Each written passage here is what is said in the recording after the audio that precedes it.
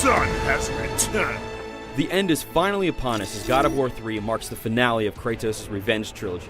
Sony Santa Monica has been hard at work on the title since God of War 2 shipped for the PS2 almost 3 years ago to the day, and this will mark the studio's first PlayStation 3 release. The expectations have been understandably sky high, and for the most part, God of War 3 delivers where it counts. It's epic, brutal, bloody, and at times it's almost inarguably the best looking game we've ever seen.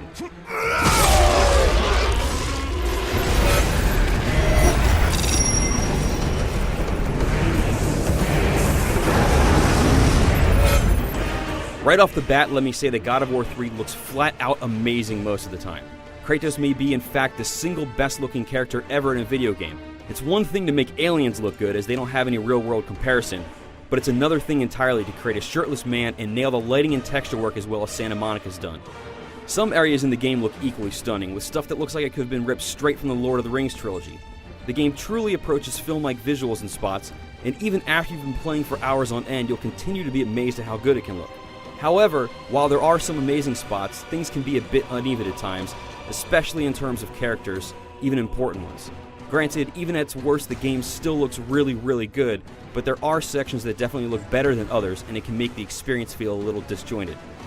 Speaking of disjointed, the story isn't as tight as the other titles in my opinion. That's not to say that it's bad, and I really like how things are left at the end, but it sort of feels like the story wasn't quite set in stone early enough, as it seems a little patched together at points.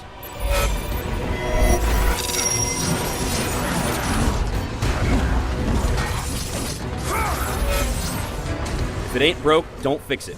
Yep, this is unmistakably a God of War game with the same mechanics, puzzle types, and so forth that we've played a few times already. That's not a complaint by any stretch of the imagination, but don't expect a revolution in terms of gameplay in the franchise's jump to the PS3. What you can expect, however, are some of the biggest and most epic scenes you've ever seen in a video game. In expected God of War fashion, the game starts off in a huge way with you fighting on top of Gaia as she climbs Mount Olympus. The scale of this scene is nothing short of incredible, but it's not the last time you'll be blown away by the game's astounding scale. Likewise, you'll find some fantastic boss battles throughout the game. Many have more than one part, and while some aren't as great as others, there are still some seriously awesome and brutal fights in store for you that we won't spoil here. While I mentioned that the gameplay is largely the same, there have been some small but very welcome tweaks made to the combat. For one, you can now switch between weapons mid-combo by holding L1 and pressing X. You can swap through the 4 main weapons on the fly this way, allowing you to use all of them in a single combat sequence. Another nice tweak is that magic is now tied to a weapon, which means that it's easier to know what you have selected and you won't have to jump into menus or struggle with complicated button presses to toggle between them as they're one and the same. All of the weapons are good and ultimately useful in almost any situation, but they're not exactly unique. Aside from the Cestus, which is the set of gauntlets that you've very likely seen by now, the other 2 weapons that you earn are very similar to your blades.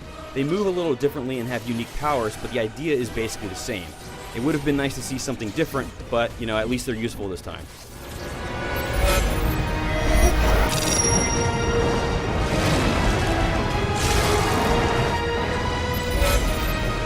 God of War 3 is a fantastic action game that caps off Kratos' console trilogy very nicely. It's not perfect, feeling a little disjointed and uneven at times, but the overall experience is still stellar.